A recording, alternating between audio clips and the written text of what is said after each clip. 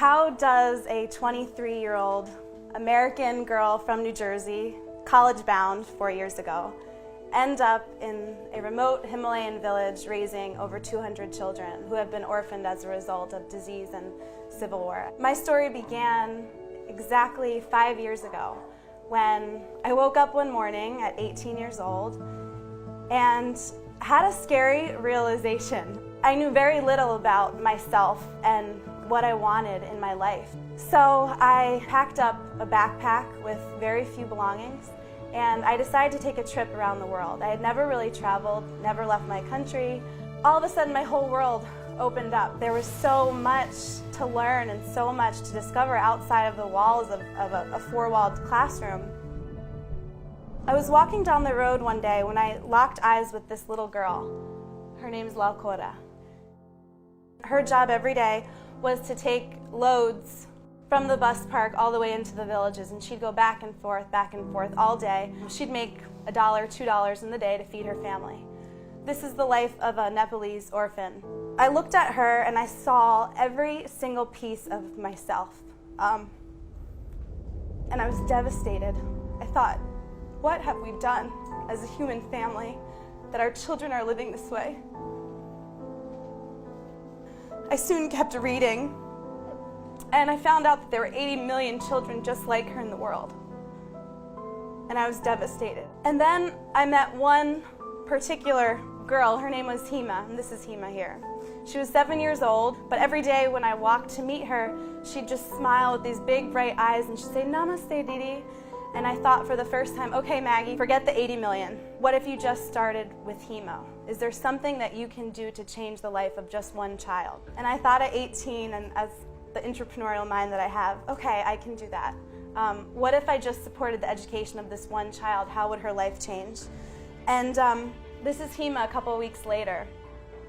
I put her into school and followed and tracked her progress. But the sad thing was that I didn't think it was enough. There were kids that didn't have homes and families, and they were orphans. And one day I had this idea.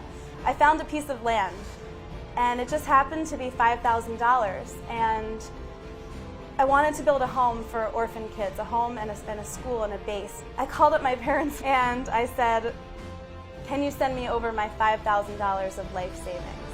I had saved up from the time I was about 6 years old, every penny. I babysat starting from the time I was 12 to when I was 18. And sure enough, they wired over that $5,000, and I bought my first piece of property in Nepal.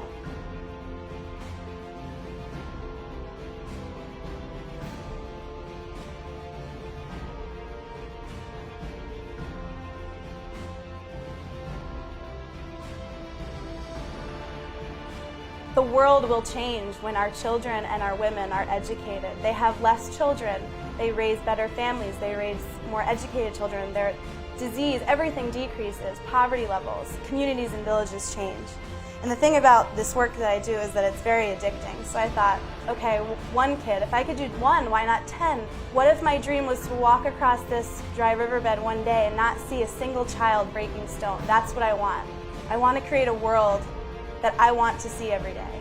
And I think we have the power to do that. I don't think you have to go 8,000 miles away to the foothills of the Himalayas. I think the beauty of all of us is that we have talents and we have gifts. And this just happened to be mine, and I'm really lucky to have found it and created my little slice of heaven, my little paradise. And I think that the world will change when we all find that for ourselves, where we wake up every day and we wouldn't rather be anywhere else in the world doing any other kind of work. We think of all of the things we don't have instead of the things that we do have.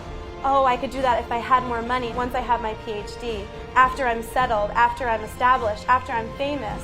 Well, what if everything you had was everything you have right now? Your body and your mind and that sense of, I can do anything.